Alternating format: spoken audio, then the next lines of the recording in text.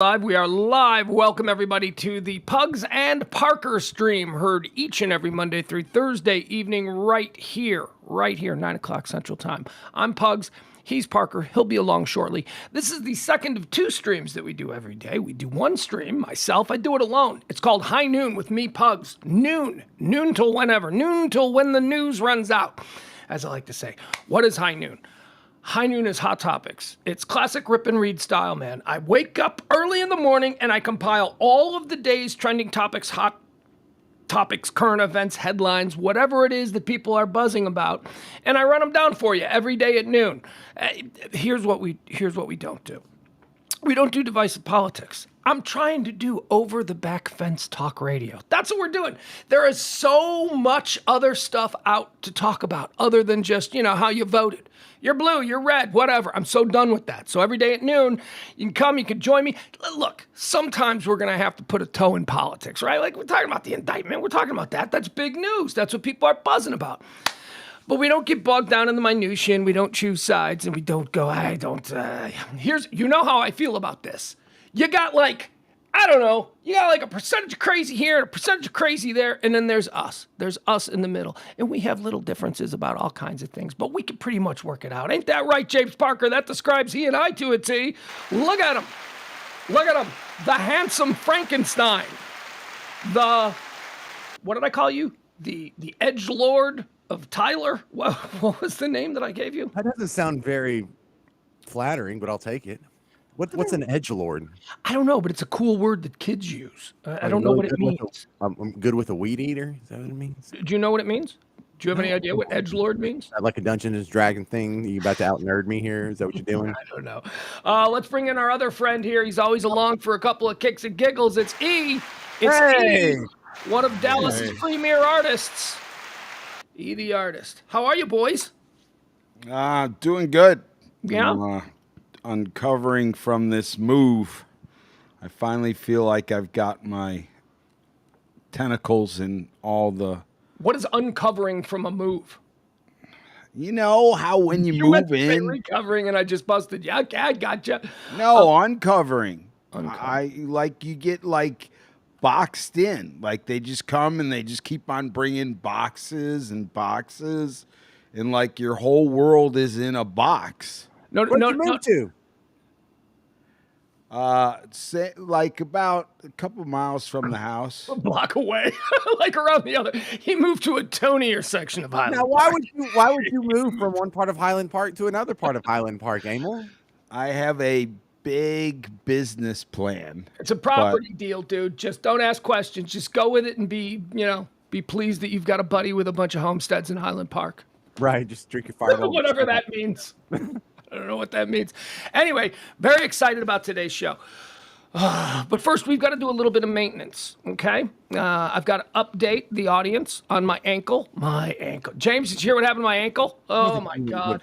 Half of a dog doo-doo about your ankle. Go ahead, though. Maybe this is a better story than I'm anticipating. Why would I tell you that I've suffered a serious injury? Look at this. Regale me. Look at that. Okay, that looks pretty bad. Yeah, that's pretty bad. That looks pretty bad. Get that one up close. Yeah, I'm pretty much like, look at that one. You know why? Wow. Did you do the Dak Prescott thing? No. Dude, I was playing baseball with my kid, and I was shagging flies, and he chucked one, and I forgot that I was 53, and, my head said, you're 17. You can take a good track on that ball, and you could probably chase it down, and my body went, no, you can't do that, and the end result was my ankle buckled, so I am doing better. I've been drinking a lot of whiskey today. Actually, that's not true. This is only my second 2 fingers of it. But I think alcohol is good for swelling, though, because it's a blood thinner, right? I don't know. I don't have any pain medication. I don't have anything. I mean, it really hurts. Obviously, it's really going to hurt. But I've broken my ankle so many times in my life. I'm used to it. How very Western of you. What do you mean? Oh, yeah, the whiskey? Drinking alcohol and, putting off your pain. Jeff says, what are the blisters? I don't know what those blisters are. I have blisters where it's swole, where it's swelled. Anyway, we don't care about this kind of stuff. We've got a big show today, and we've got an important. Wait, what is with the blisters? I don't know. I'm not asking questions, James. It's why I don't go to the doctor. He had just been to see Tony Robbins, and he walked across the coals. Yes, it was the hot cold thing. Oh, I see. Yeah, the coals, the hot coals. James, there are so many little things wrong with me that if I start asking questions, I probably won't start with the blisters. There's a whole other list. Once you get to be a certain age, am I right here? You start to have pains in muscles that you didn't know were even muscles until you turned 50. Oh, it's just ridiculous. And you're much older than me, and you're far more athletic. All right, can we get into this? I want to get into this. I'm very excited. Please do. Go ahead. All right, tonight's show, we've got a guest, a guy who I've admired for quite some time here in local Dallas-Fort Worth media. I said today on the noon show when I was talking about this guy, I said, when I think, my Midwestern, south side of Chicago sort of idea of what a man should be is one thing. But then when we imagine what a Texan is, Jody Dean to me has always sort of been like the quintessential Texas dude. He's big. He's authoritative. He's no bullshit, man. Like when he says something, you got to take. You don't fuck around with Jody Dean. That's just the vibe that he gives off. He's a man of faith, a man of strong faith. He's a football guy, and he's a media legend here in the Dallas-Fort Worth Metroplex. Let's bring him in. Look at him.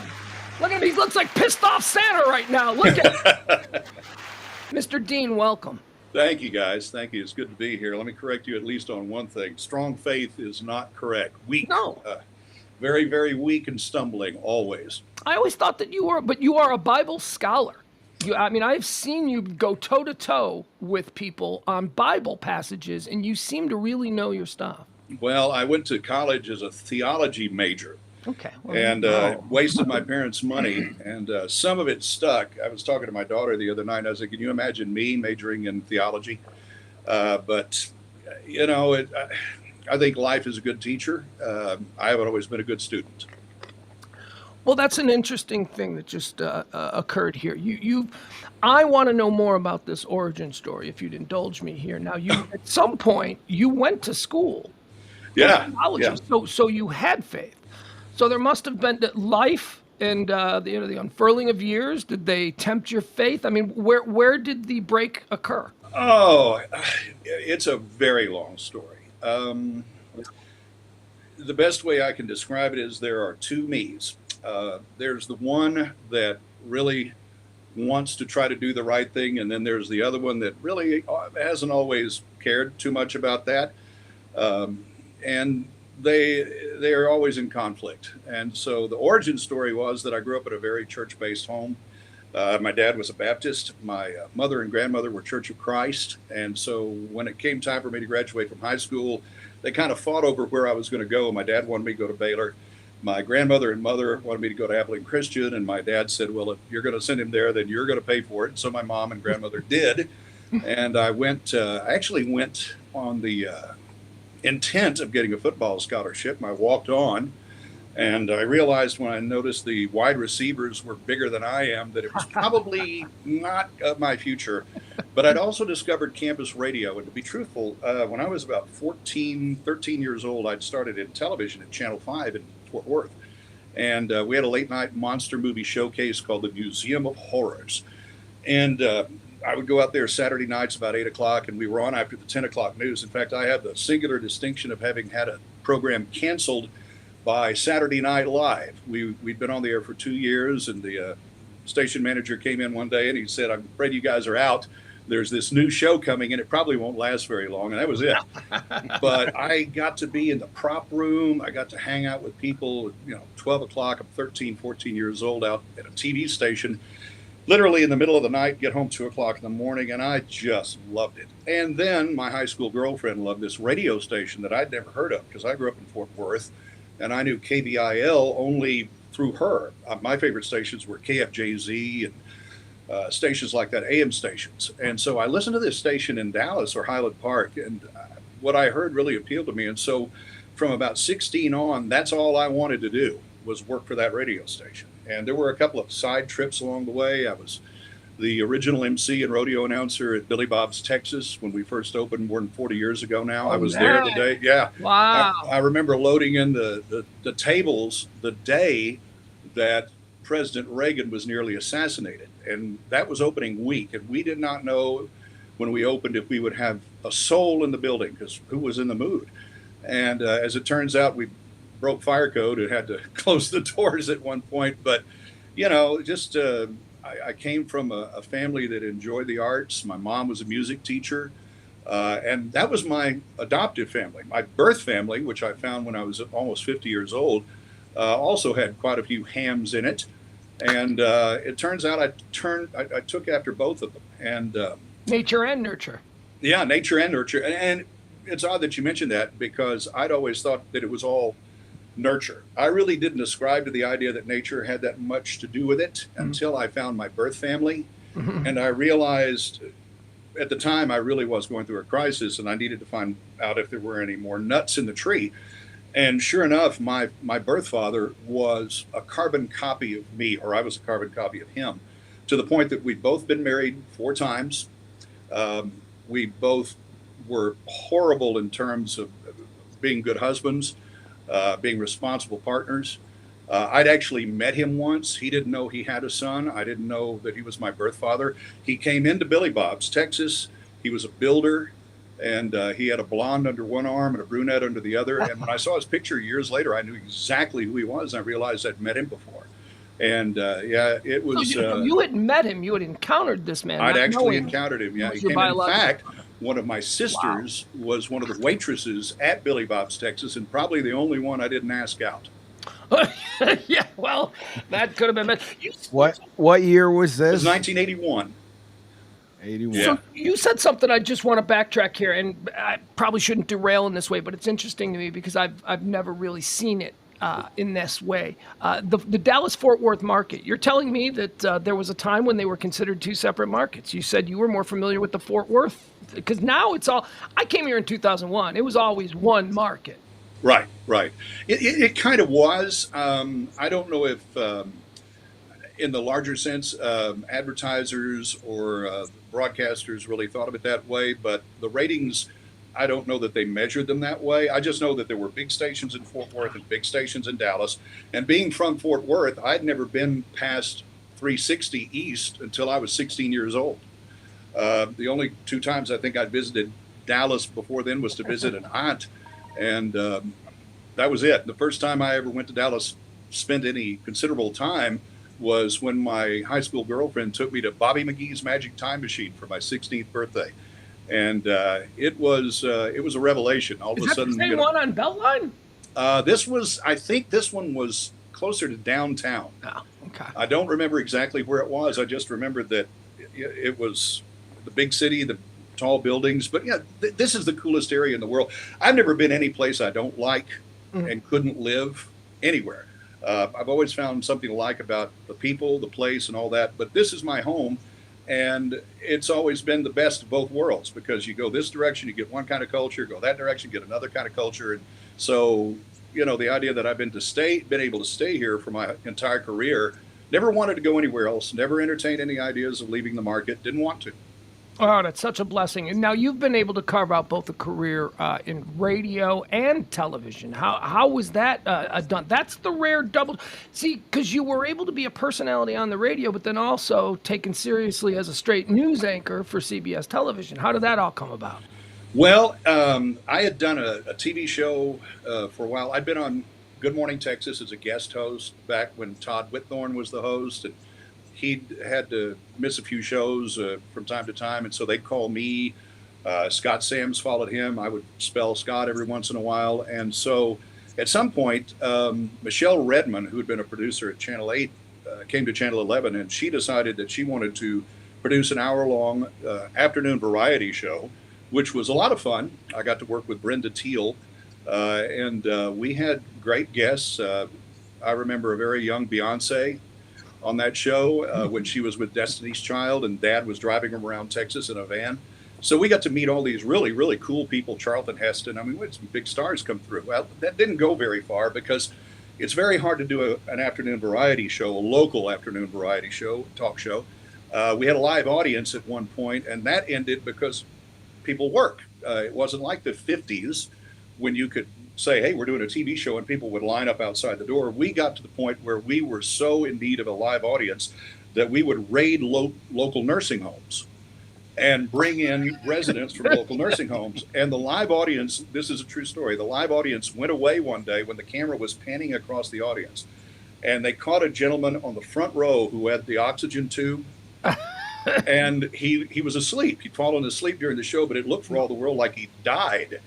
And the next day, no live audience. And from there on out, that was it. You're scaring the kids. Yeah, exactly. And so Tracy Rowlett at the time was had just started at CBS 11, and he's called me one day and he said, why don't we go to dinner at Dave & Buster's? And so we went to Dave & Buster's, and we're sitting there, and I tell the story that Tracy got me drunk.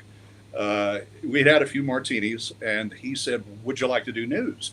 Well, I'd been doing news for a while at that point at KRLD. Jody, if you don't mind for a minute, for those of us, my friends in Chicago and around the country who are listening, Tracy Rowlett is a decade upon decade news anchor here, 10 o'clock news anchor, CBS News. So that's who Jody's talking about. The real deal. Yeah, he was the icon of real news journalism here locally. And for whatever reason, he thought I had a chance of doing it. And so he said, would you like to? And so I became the anchor of the noon and 5 o'clock, or actually 4 o'clock newscast. We created a 4 o'clock newscast, and I got to work with Renee Seiler and Karen Borda and some really incredible people, and just a wonderful group of folks, and thoroughly enjoyed it. And I did that for about 10, 11 years. And at about 2003 or so, Ron Chapman, who was our legendary morning radio DJ here in Dallas-Fort Worth, one of them, called me up and said, would you like to follow me at K-Love, which was the oldies station at the time. And he and I had been together at KBIL. I'd been his producer. And, you don't follow Roger Staubach. No. You just don't do it. Danny White never had a prayer. No. And had he retired at KBIL, I would have said, no, forget it. But if Danny White or if Roger Staubach had gone to, say, St. Louis, well, that's different. You don't have two shadows following you. So I said yes. For a time there, I was doing morning radio and afternoon TV and sleeping 4 hours a day. And at that point, I decided to go full-time radio. And the reason I did it was simple. If I did morning radio, I could be there in the afternoon for my daughter's events. If I did TV, I couldn't. So I picked radio. You said something that is just so close to my situation. Did you know a guy? Do you remember a radio DJ personality named Neil Rogers? Say the name again. Neil Rogers. He was like he was a god in Miami radio. This is a terrible thing. I just didn't care about anybody outside the market. I didn't pay attention. In fact, I cared very little about anybody or any other station in town. I didn't. We lived in a bubble.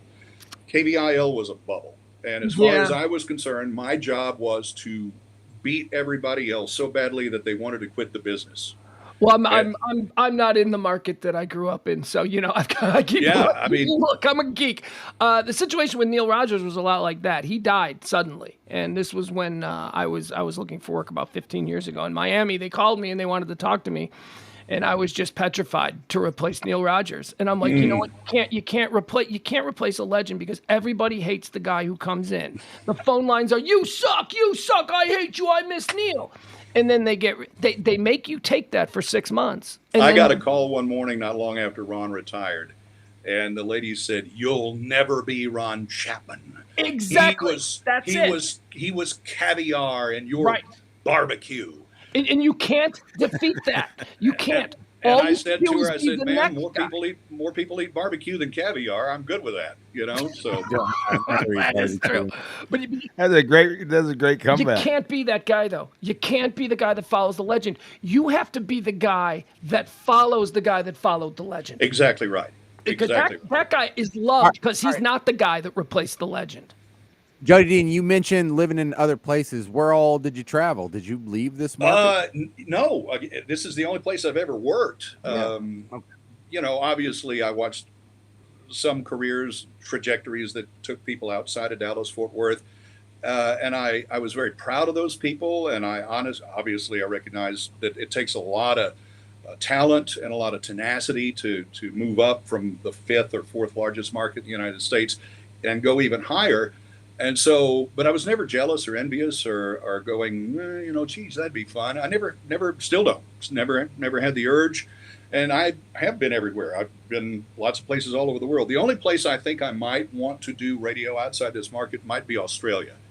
The reason I say that is because radio and television in Australia is still, it's a little bit more creative than we've become here. And I don't know why that is. I don't know if it's because they have the latitude. I don't know if it's just the nature of the continent or the people or whatever. But I just never really, for one thing, you have to learn all the street names. And I didn't need to do that. I knew that in Dallas County, the town is pronounced Lancaster. Uh-huh. In Fort Worth, the street is pronounced Lancaster. So, little things like that. And when people would call up and say, well, where do I want to take my wife for Valentine's for, dinner? I knew the restaurants. I knew the theaters. I knew the territory like Professor Harold Hill. I knew where I was, and I was perfectly content to stay here. Yeah.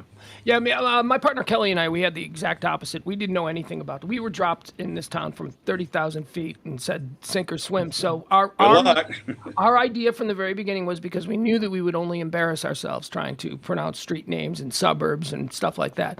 Our track was, we're here, we don't know anything, show us your town. And so we then made the listeners, and of course, everything we did was, oh my God, this is so great. Last night was, and that in some way sort of tethered us to a new audience. It was like, okay, they're trying. They're not coming in and they're not being a-holes. They're trying.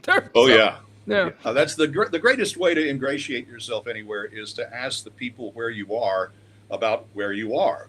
Everybody likes to talk about where they live. They like to, I know this Italian joint, I know this barbecue place, I know this great restaurant or bar. And so people love to share that information. That's one reason I love to go to New York. I mean, New Yorkers have this reputation as being harsh and, tough and all that sort of thing. And that's true.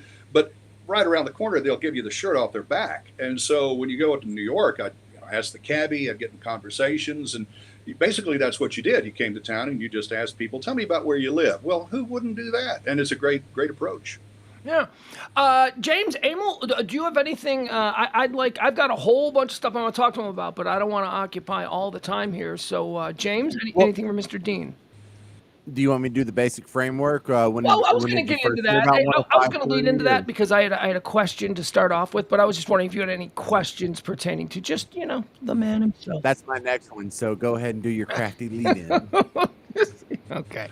Well, I wanted to go back a little bit to something that you just said. Your relationship with Ron Chapman. Yeah. Ron Chapman is about as if there was a Mount Rushmore of Dallas-Fort Worth radio personalities, they'd carve him first.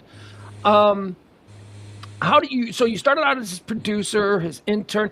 Tell us a little bit about the legendary Ron Chapman, because he's no longer with us. And I know that you had a close working relationship. I don't know what it was personally like. I mean, I worked for a Radio Hall of Fame legend too. So my relationship with him, I love him, but it was very complicated. Yeah. Because they get to be where they are for a reason. And oh boy. Tell me a little bit about the great Mr. Chapman.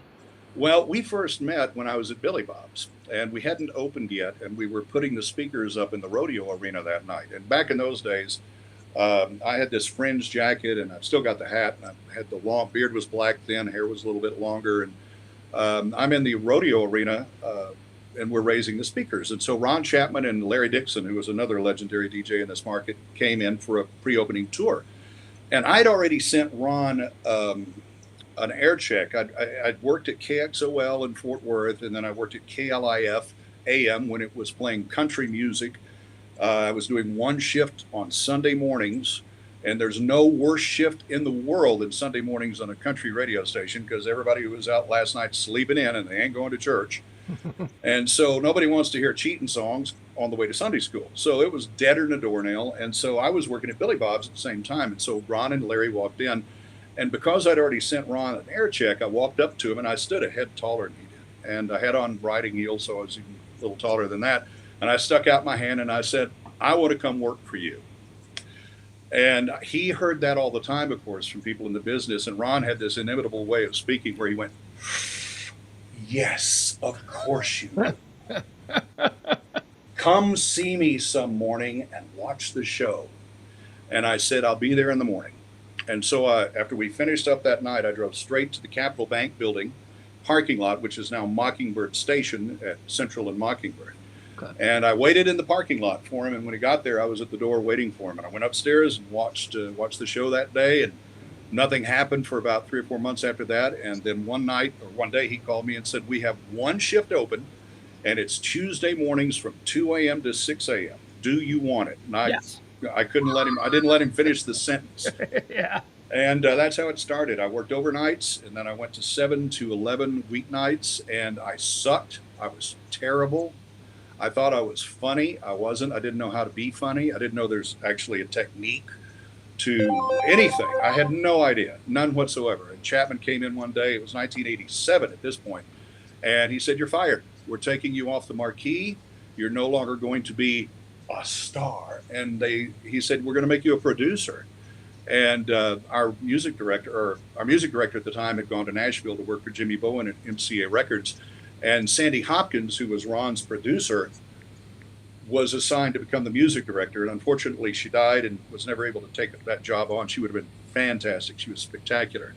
But Ron made me his producer. And so I got to work behind the scenes until about 1994, about 10 years.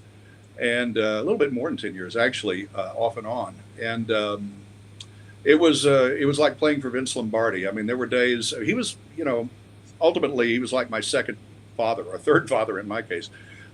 He was a very close personal friend. There were times when I remember one night we'd had a meeting. The Cowboys broadcast rights had come to KBIL, and we were having a meeting, and I asked a question. He didn't like it. He threw me out of the meeting.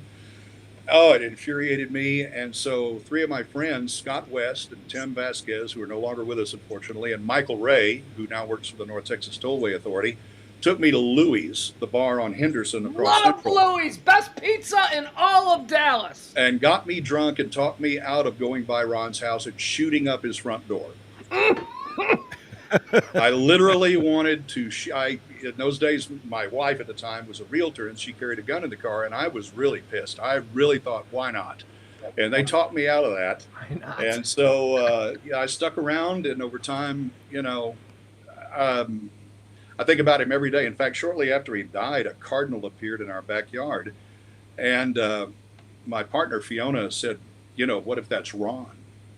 What do you think he's saying to you? And I didn't hesitate. I said, edit 20%.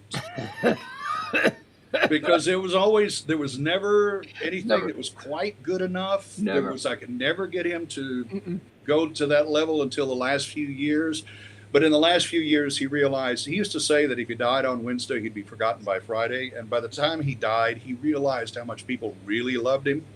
And that was really cool to see. It was really a special time, and we talked all the time. I'd go see him, he was quite something, but not everybody's cup of tea. I know I wasn't. My problem was that I tried to imitate Ron 20 years after you could do that. In terms of how you behaved around the office and staff and that sort of thing, I was still one of those, morning show guys, and it had to be perfect. It had to be right, and that just didn't play by the time I was doing it.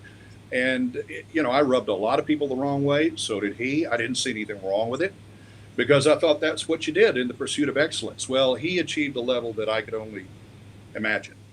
And a lot of people owe their careers. In fact, I think a lot of people in this market for a long time owed the salaries they made and the lives they achieved because of Ron Chapman, Marty Haig, who was the big TV guy in town for years, and Burl Osborne, who was the big newspaper guy in town for years. And I think and Bob Stanford, who was the advertising guy.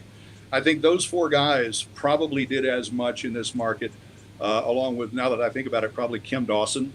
Those people probably set the standard and took us from pretty much a backwater kind of a burg into a cosmopolitan, metropolitan mindset that led to higher salaries, better jobs, more security, and that lasted a long time, and Ron was at the front of that. I know E the artist here, local artist extraordinaire. Jody, I don't know if you know E the artist. E used to live next door to. What's your Ron Chapman story? You were his neighbor for years. I lived in the same building when when you were going to go shoot his front door. What address was He was that? living in Caruth Haven at the time. He actually had a house. Are you talking about the Warrington? No. Okay. I'm talking was about it the over Dondy at, condominiums? They're off Monticello. no, these were the ones off of Holland. I don't remember those. I really don't.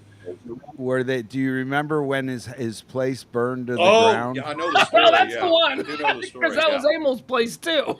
Yeah, that was my place. I Memorable. lived in the same building as him, and you know how you said you had two people. You had one side of your life. You were this person, and some days you were that person. Well, I had the same thing going on, and my level of this and Ron being in the building, like we'd be coming home when he'd be leaving for work, or the party would still be continuing. He was a party boy, is what he's trying to say. And Oh yeah. yeah. Ron Well, let was me a tell you morning about. man. Let me tell you a little story about Ron. Many years ago, when I was still working overnights, the alternator died on I had a Nissan 280 or something like that, and the alternator died. And so Ron said, "Why don't you drive my Cadillac Seville for a few days while you get it fixed?" Because he could get another car, and he was like that. He'd do things like that out of the blue. His charity was surprising and very generous, and he did that with everybody. And he said, "Would you like to drive my car?" And I went, "Sure." Well, of course, you know what I did. The first thing back in those days, I drove up and down Greenville Avenue for like 2 nights, cruising, man. I had my elbow on the Yes. And when I turned it back into Ron, this is a true story.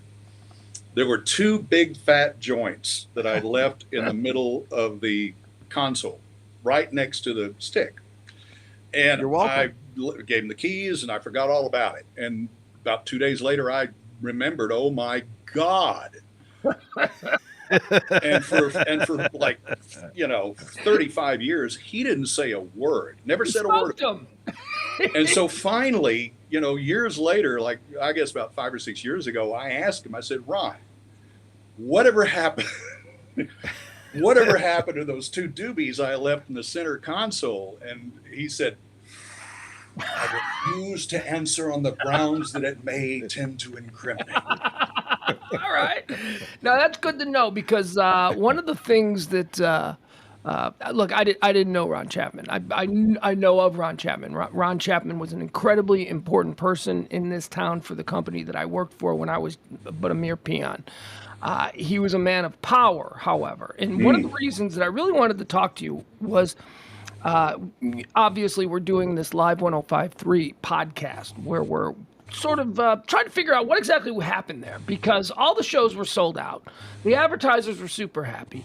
Right up until the final day, we could do an appearance and draw 600 people on a Wednesday night. Yeah. We didn't understand what happened with that station. But I want to go back to the beginning, because Ron was not only just the morning man, Ron was an incredibly powerful man with CBS radio programming at the time. So do you have any recollections about the switch when we're going to talk to Reed Reeker, who was the GM at the time that 105.3 flipped? But I'm wondering, CBS corporate, what was their attitude, or not corporate, but other established CBS entities here in the market? Ron Chapman, what was his attitude towards the Animal House type? The Tiffany Network, for crying out loud, we're CBS. And now all of a sudden, what were the thoughts? What were you seeing when the station first popped up? I think Ron, he was always actively critiquing, but he wasn't a critic. He was he was a harsh coach. It was like playing for Vince Lombardi, like I said, but he was much more concerned with music stations' competition. But by the same token, he viewed everything, whether it was a newspaper or a TV station or another radio format or anything, as another platform against which we had to compete. And so there were some that he was a little bit more okay with and didn't mind so much. But the music stations, they were to be destroyed. They were to be leveled, put out of business if you could. dance around the burning embers if you can. But as far as the atmosphere at 105.3, I think to some degree, on some level, he kind of welcomed it, because as that grew, music radio, as far as the way we'd done it, had started to decline to a certain degree. And not necessarily in terms of popularity, but in terms of quality. And Ron was always about quality. He loved the business. He learned from the legendary Gordon McClendon, the man who essentially invented top 40 radio. Cliff, yeah. In the southern United States. Yeah. And so, he'd sat at the knee of another hard driving, very demanding person, which is kind of why he took on that personality himself. And so he was always hyper aware of potential threats. At one time, KLIF used to win the ratings when they were in their heyday with a 22 share. And when we were in our heyday at KVIL, we would win with a 13 share. Well, now you win with a 4 share. And it's not just because there are more signals, it's because people realize that they have more than one button on their dial. The cume is tiny compared to what it was 10 years ago. Yeah, so I think he was appreciative of what... Cume is a cumulative audience, yeah. I'm sorry. I think that's important, because he was aware of what 105.3 was trying to do. And some way he was a little envious that he was seeing his opportunity to do those same things kind of diminished, because 105.3 allowed a lot of latitude, a lot of creativity, a lot of imagination, about the same time that the music consultants were all saying, well, you got to stick to these songs. You got to stick to the 400 in your playlist, which Ron never did. If there was, I remember a story he told me shortly before he died. A woman had come up to him at some event and she was in tears. And she said, I remember the day that President Reagan was shot. And the morning after, you played Barbra Streisand, Who Will Buy This Wonderful Morning? And it made me cry. And it changed my outlook on everything. And that was in no one's format. I mean, nobody played that song on the radio. Hadn't in at least 30 years. And Ron played it because it suited the occasion. And that was always what he stood for. Recognize and acknowledge the moment. And whatever you can do, try to make that moment meaningful. And music radio was telling you couldn't do that anymore. Meanwhile, 105.3 had an open field. It could do whatever you wanted. You could be whatever you wanted. You could try whatever you wanted. And he saw his ability to do that being shrunk, while other areas were beginning to come along that seemed to maximize it. So I think he was okay with it. I remember when Dan Mason and CBS Radio bought us, everybody in the market, it seemed like, and Mason came to town, and we had a meeting at KRLD in the ballpark conference room, which overlooked the visitors' bullpen at the old ballpark in Arlington. And of course, at the end of the meeting, you know how it goes. They say, well, does anyone have any questions? And of course, naturally, I raised my hand. And I looked at Dan Mason and I said, what is your definition of winning? And Mason said, what's your definition of winning? And I said, I think what we're after here is we want to be, and this is terrible looking back on it, like Walmart. We don't care which aisle you shop on, just as long as you come through our door. And Mason goes, that's it. The problem was, about that time, people were telling us people don't want the uniqueness. They don't want imagination in music radio. They just want the hits, just want the hits, just want the hits. All right. 105.3 didn't have that chain around their ankle. And they could do whatever you wanted. You could do whatever you wanted, and we couldn't do that anymore. And that's one of the reasons Ron became very frustrated. He realized in a few years' time that the only thing that mattered to radio corporations was the stock price, and that was all. And I think that broke his heart to a certain degree. Wow. One of the questions and you're one of the only people that can answer this question. It's one of the reasons that I wanted to have you on. So here's my big question. I had always been under the impression, from the time that we were at 105.3, that a large reason we've discussed now with a number of people the behavior of Russ Martin, who was the star of the station. My partner Kelly and I had always been led to believe, from the highest ups in management at CBS Radio, that Russ Martin's behavior was due in large part to the fact that he felt indemnified by Ron Chapman. How close were they? Pretty close. Ron respected Russ. Ron would come to Russ's parties. Russ would come to Ron's events.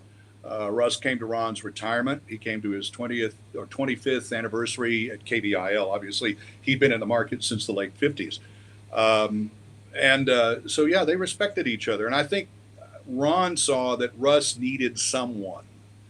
And I think Ron tried to be that someone. And I don't know that Russ, I don't know how materially true it was that he was indemnified, but if you had Ron's favor, it sure didn't hurt.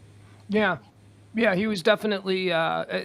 We were always led to believe that we should be afraid. Kelly, my partner, and I, we should be afraid of Ron Chapman because he's part of Russ's team, and Ron is ultimately Russ can't get you fired, but Ron sure as hell can. Ron would not do that directly. Well, but yeah, if you made him mad, you that was not something you wanted to do. James, go ahead. You have a couple of static questions here that we're getting everybody to chime in on. Yeah, so not Ron Chapman, Jody Dean. When did you first know 105.3 existed? Well, as I said, I just didn't pay much attention to the comings and goings, even in our own cluster. You become aware. Well, I knew Russ and I knew JD back when they did their TV show. They would come in and they would film the Ron Chapman show, and we'd put together bits and things like that they could use on television. I remember one time they came in and we staged it to where they just didn't seem like they wanted to leave, and ultimately the last scene was me carrying Russ and JD out under each arm. I had Russ under one arm and JD under the other, and I just picked them up and dragged them out of the control room under my arms. So we had that relationship for a long time. But yeah, can we get that? Is that on YouTube? That was more by the time I was at KRLD, and I was so busy trying to figure out what I was doing because I didn't really know. I was trying to do a talk show, and so they called me up and said, "Would you like to do a talk show?" Yeah, that'd be fun. I had no idea what I was doing, and I got hammered. Mark Davis put me out of business, and so I went from talk into morning radio news. And that led to TV news. But I became aware of 105.3 when I was there. And in fact, in those days, our studios were in the Carpenter Freeway studios. And after we moved, KRLD moved to the ballpark studios at 1080 Ballpark Way in the old ballpark in Arlington. That's when Live 105 moved into the studios there on Carpenter Freeway. So I became very aware of them then. I obviously knew Russ. I knew what he was doing. I knew what JD was doing. And I just didn't listen. I just never had a chance to really listen because I was so focused on not pissing Ron off and trying to make sure we stayed at 11 or 12 shares. And of course, we had contests.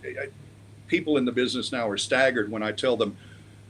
I remember many times when, this was not one time, but one year we gave away a car a week for 12 weeks.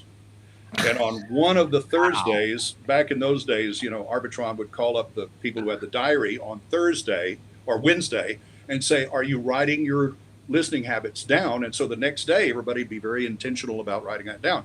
So Thursday was the big contest day. One Thursday during what we call the KBIL Auto Show, we gave away 6 cars in one day.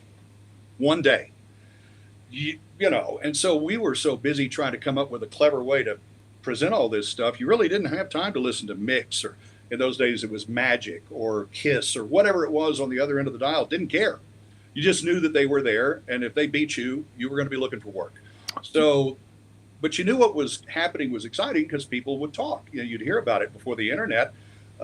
People would write about it in the papers and make headlines. But sometimes they'd make a news story on TV. So you knew what was going on. But in our case, and it wasn't just me, most of us were pretty snobbish about it at KBIL. And yes, it irritated a lot of people, but hey, success was success and it worked. And so we kept at it. You guys, to us over at 105.3 were, I don't know, pick your movie, Animal House, Revenge of the Nerds. I mean, we were the nerds and you guys were the frat. Thank you, sir. May I have another? I mean, you guys. Oh, yeah.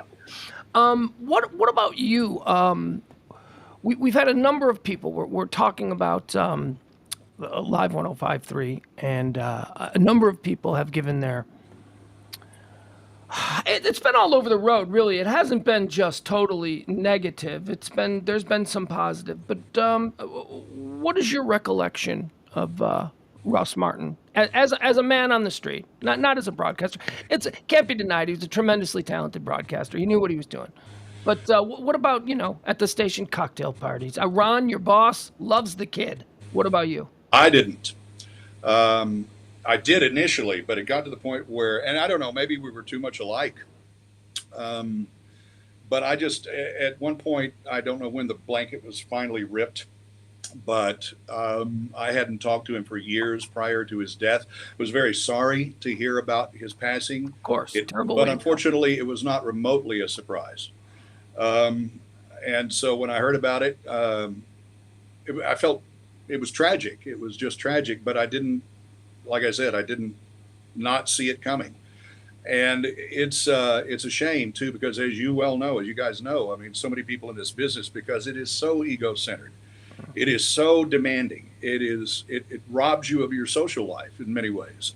People think they know you, and nobody really does. And I remember, and I cannot remember it, maybe you guys can, but there was one legendary radio guy who had curtains set up to where he didn't have to look at anybody on the way to the studio, headed to work, and nobody was allowed to look at him.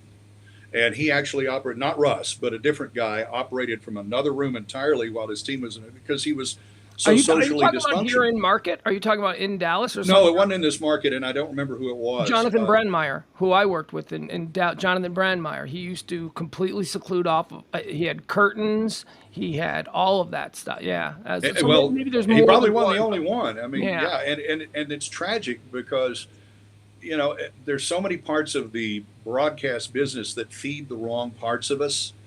And that's not to say it's not great and wonderful. It can feed the right parts of us too. I was seeing a story the other day that Mark Lewis over at KSCS, 25 years ago, he decided that, that Camp Bowie in Fort Worth, which is this long old road that's been there since World War I, looked pretty desolate. And wouldn't it be great if we planted some trees along that? And now if you go there are these beautiful mature oak trees, and it's the 25th anniversary of that. And he got an award the other day from the mayor of Fort Worth.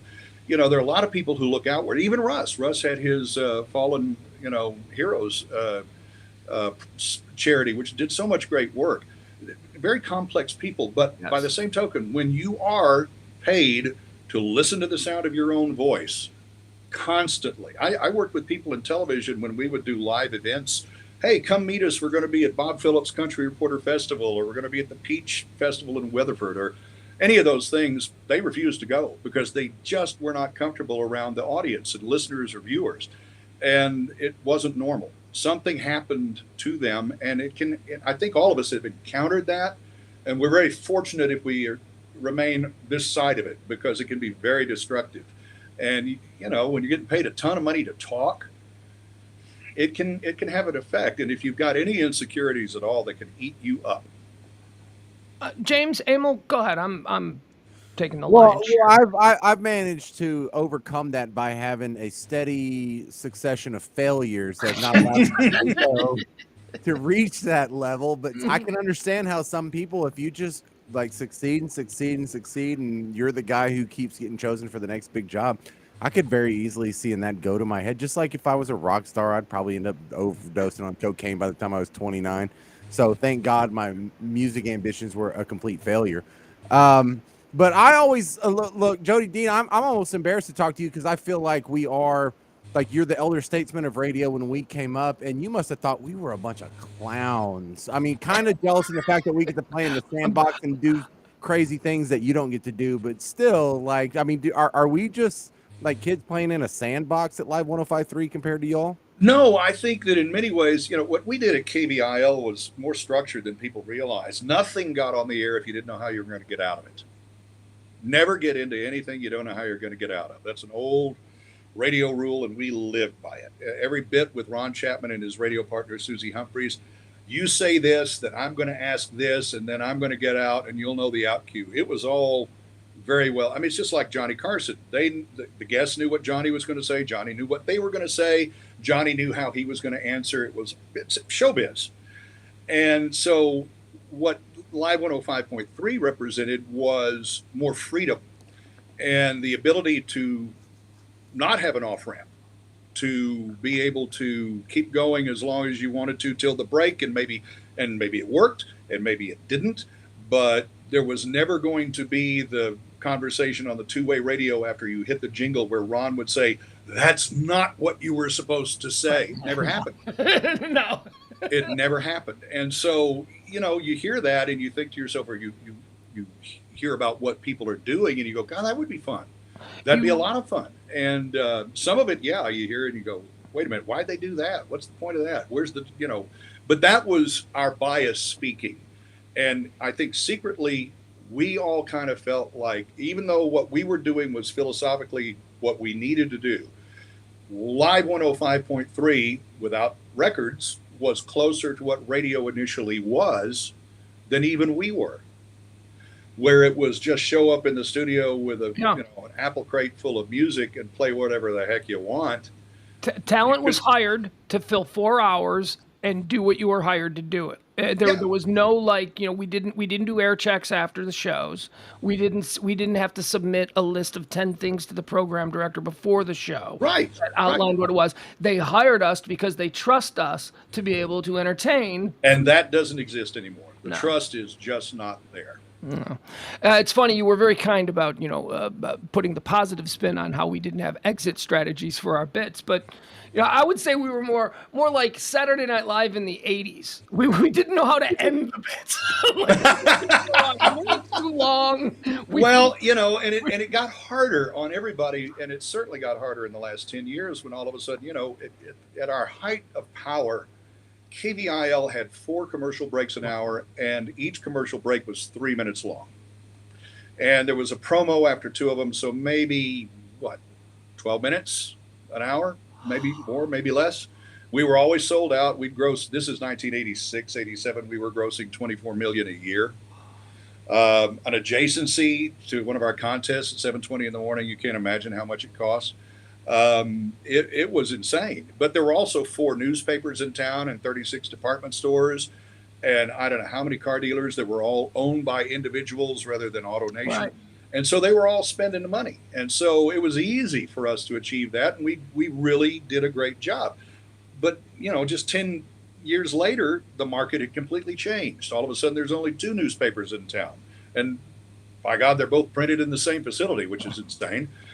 So the landscape had changed quite a bit. And so to make do in that environment is tough enough, but to be successful in that environment, as you guys were, is extraordinary. And so, there aren't many stations that have that latitude anymore. I can only think of one still on the air in Dallas-Fort Worth that successfully navigates that.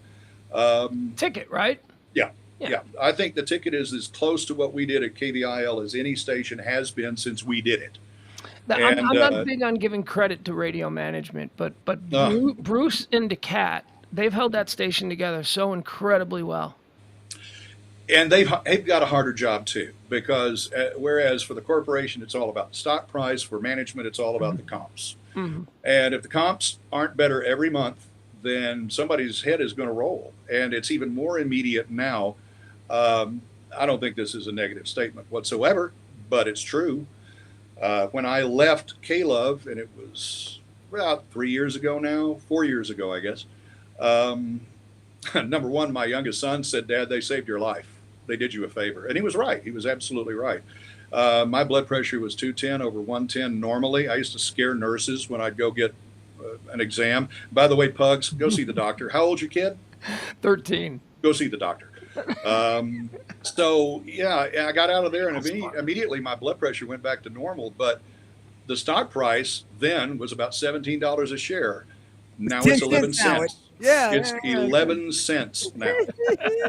They're about to do a 30-to-1 reverse stock split. Oh, this is a radio tragedy like no other. Let me give you a little example of how things have changed. When Mel Karmazin bought KVIL, and Mel Karmazin was the, I don't know how you describe him, Grand Poobah of radio. Yeah. He was the guy who made Howard Stern. He was the guy who saw the future in Don Imus. He was that guy.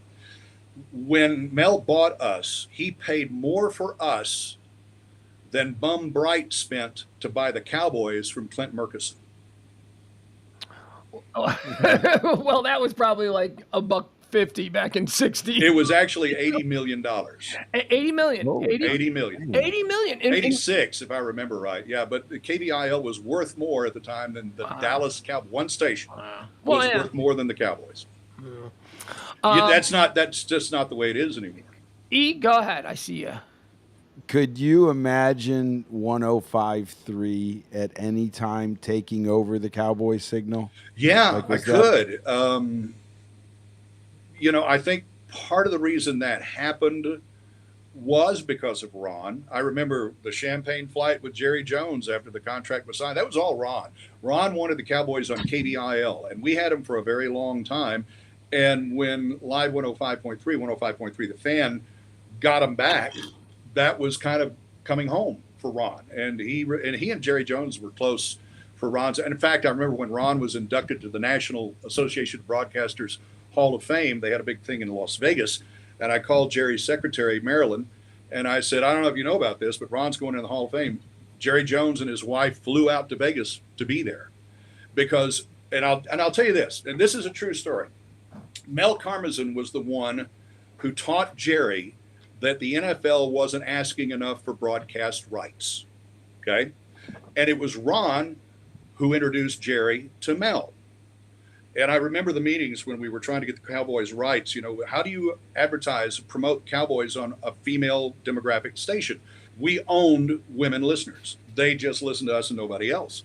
How do you do that? Well, the idea was not for us to go in and talk about the frozen tundra flambeau field. That didn't do it. What we did was we positioned all these guys playing football for the Cowboys as 10-year-olds who grew up to live a dream.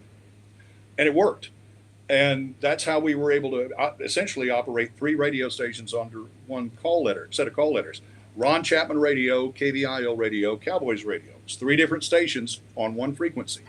And it worked because of how we positioned it. And it was no mean trick either, because I remember a lot of women were upset. We feel betrayed, you get the Cowboys, but it worked. So when the Cowboys came back to 105.3, I think Ron kind of felt like he was bringing them home again. But to finish that story, Mel was the guy, as I said, who told Jerry, you're not asking enough for your broadcast rights. You see what I just paid for him, right? Well, then it was Mel who took this guy who kind of had a newspaper and this fledgling network back to the NFL and walked him into the owners' meeting and said, fellas, I think you really need to talk to this guy. He's got the money. He's willing to spend it. And I genuinely, and that's where we got Rupert Murdoch. Jerry was the guy who walked Rupert in to the NFL. For the Fox deal. The big Fox thanks deal. to Ron's deal, Wow. thanks to Mel Karmazin. And without the NFL network, Fox doesn't exist. Right, yeah. The NFL network and broadcast rights of the NFL established Fox as a network, and the rest is as we know. I mean, the Simpsons did some, but no, we're at the NFL. It was the acquisition of professional football for the fledgling Fox network that And made it was Jerry Jones who facilitated. And wasn't it, if I remember, wasn't it CBS that they took it from? Yes, and if you remember, Letterman CBS was out in the wasteland for like 2 or 3 years. They tried everything. They had no football for, I think, 3 or 4 years. And they didn't know what to do. And it just killed them. I think the only show they had at the time that might have worked for them was Murder, She Wrote or something like that. And they were no sports to speak of other than a little golf, but nothing to follow it in prime time. They had recently acquired David Letterman from NBC. And I remember when CBS lost football, David Letterman had only been at CBS for like a year, and he was so mad. Oh, he was Every furious. day he'd come out on the air and he'd be like, well, now we got nothing. He'd just be like, so, yeah. It's amazing what a small world it is and what a smaller world broadcasting is. Do you remember? Did you remember when Live 105.3 went away, when it flipped to the Fan? Yeah, I do. Now you were still at CBS, right? I was. Rumblings? Yeah, I was. Did you hear stuff? I mean, what did you know, and when did you know it, sir? Well, I wasn't quite sure why they did it, because number one, I guess, success breeds imitators. The ticket was so strong in those days. I don't know that we really realized how much room there was for sports talk in this market, even though it had grown. The Dallas-Fort Worth is just at the time was exploding in terms of population as it's continued to do. But it never dawned on anyone, I think, that we needed a second all sports station and then a third for a period of time. Could we support it? Was it possible? And for a time we did. For a time it was possible. But we also learned real quick, and as we were watching from the outside looking in, that you really can't do that unless you have somebody's play-by-play rights. You've got to have play-by-play rights on your station if you want to do all sports. And I think 105.3, The Fan, is still here today because they ultimately got the Cowboys, Rangers. Now, it's funny because KBIL gets credit all the time for being the first station in America to broadcast a football game in stereo, which we did. We pioneered that. But we'd actually mastered that because at the time, the Dallas Mavericks were on WBAP, but because their contract conflicted with the Rangers, sometimes games had to be bumped somewhere, and if there was no place to put them, the third choice was KBIL. So we had in fact, we had Moody Madness when the Mavericks played the Seattle Sonics at Moody Coliseum, in front of 6,000 people under a low roof. We had those games. Ted Davis, who I think is now with the Bucks, Milwaukee Bucks. You mean Moody Coliseum at SMU? Why did that happen? Moody Coliseum at SMU, yeah. Why was that? They couldn't use Reunion Arena was booked. World Court Tennis was there. Lamar Hunt. Excuse me. Tennis tournament. Okay. Yeah. So they had no place to play the playoff game. They had to play at Moody Coliseum. That shows you how far the NBA has come. That's right. And it's funny because people were talking back then about, well, will the NBA make it in Dallas-Fort Worth? Well, anybody who ever went to a South Oak Cliff or Dunbar game knew it was going to make it here. I went to Pascal, and Pascal and Dunbar could fill up Daniel Meyer Coliseum with the Tarrant County Convention Center easily. So it wasn't a question of whether it would make it or not. It was who was going to carry the games and where were they going to play. So, and we might put a mic over that basket, and we could catch people dribbling from right to left in stereo, and that's where we learned to do sports in stereo.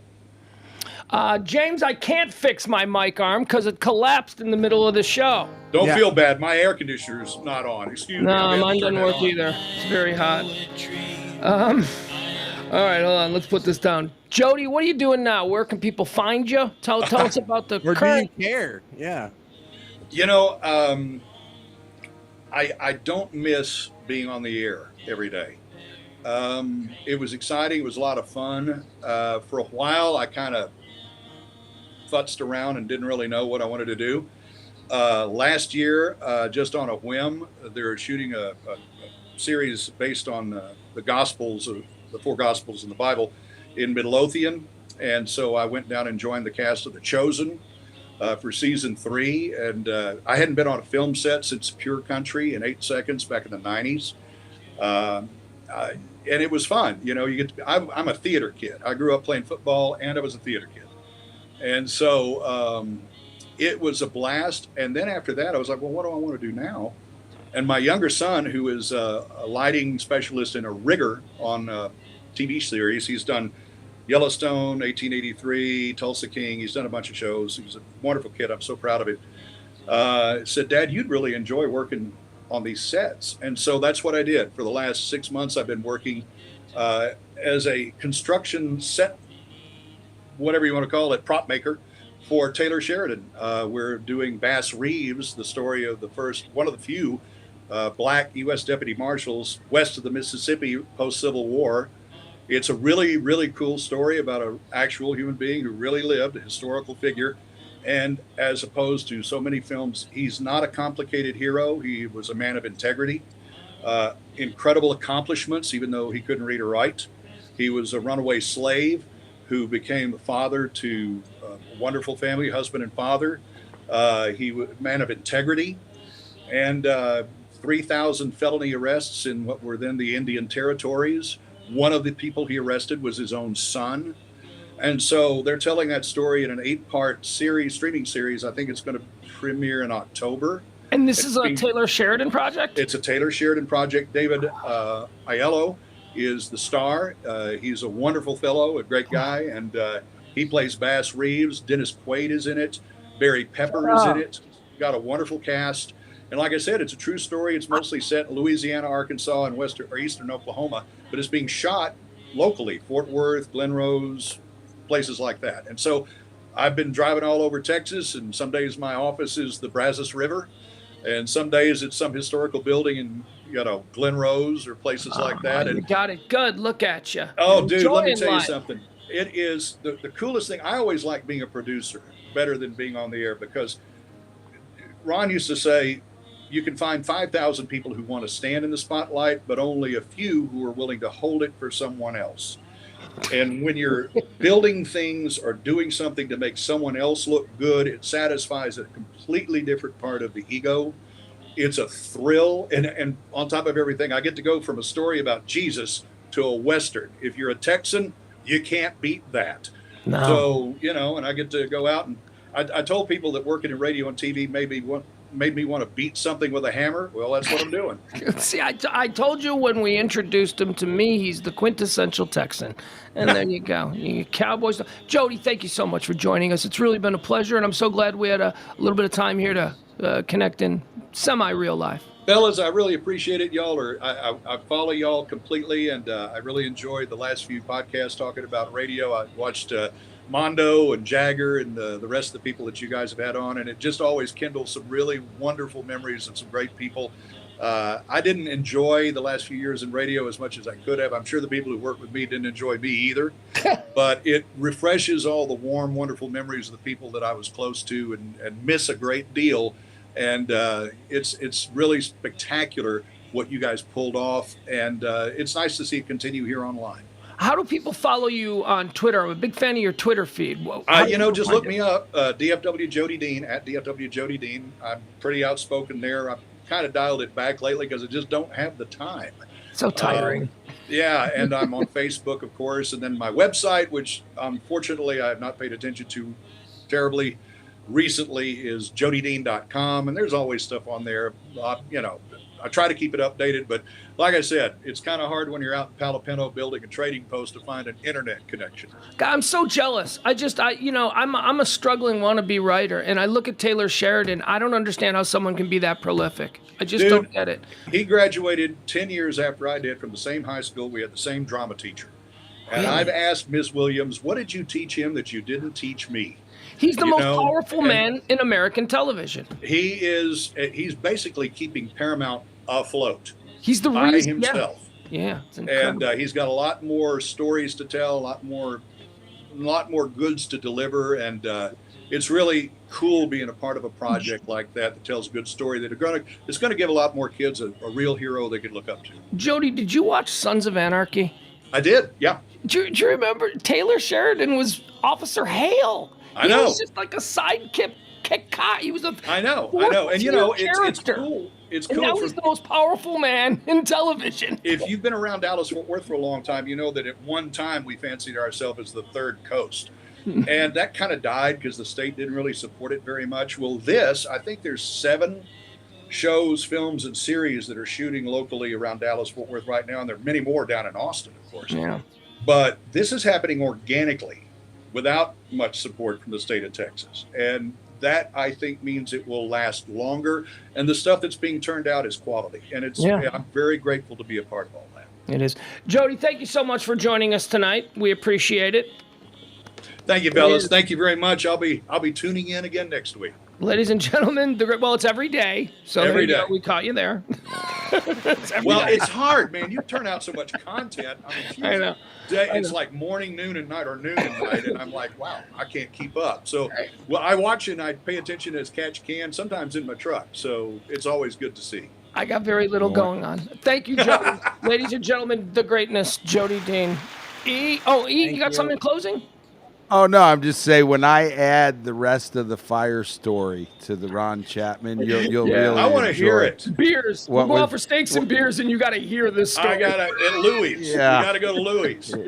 There you go. Exactly. All right, ladies and gentlemen, that's the great Jody Dean, Dallas-Fort Worth broadcast icon. James Parker leaves too. All righty, I guess you're leaving as well. Anything in closing? We're all leaving. There you go. What? Everybody just left me. My arm here on my microphone collapsed in the middle of the show. It's probably because I was so intimidated speaking with Mr. Dean that I was nervously rocking my arm back and forth. So now I'm going to spend the next 15 minutes trying to fix that. Love y'all. We'll see you tomorrow. Be good to each other. Be nice to each other, huh? Let's choose to be optimistic and think positive. We don't need to be angry. Although tomorrow's going to be one of them angry days. Oh, boy. We going to get a perp walk? I don't know. We'll cover it all on High Noon tomorrow. Noon, 12 p.m. Central Standard Time. All your headlines, hot topics, current events, and all that good stuff. I'm just going to run through it all tomorrow at noon as I do every Monday through Friday. Love y'all. We'll talk to you soon. And I guess this is going to conclude tonight's Pugs and Parker with E! Show and special guest, the great Jody Dean. Bye, everybody.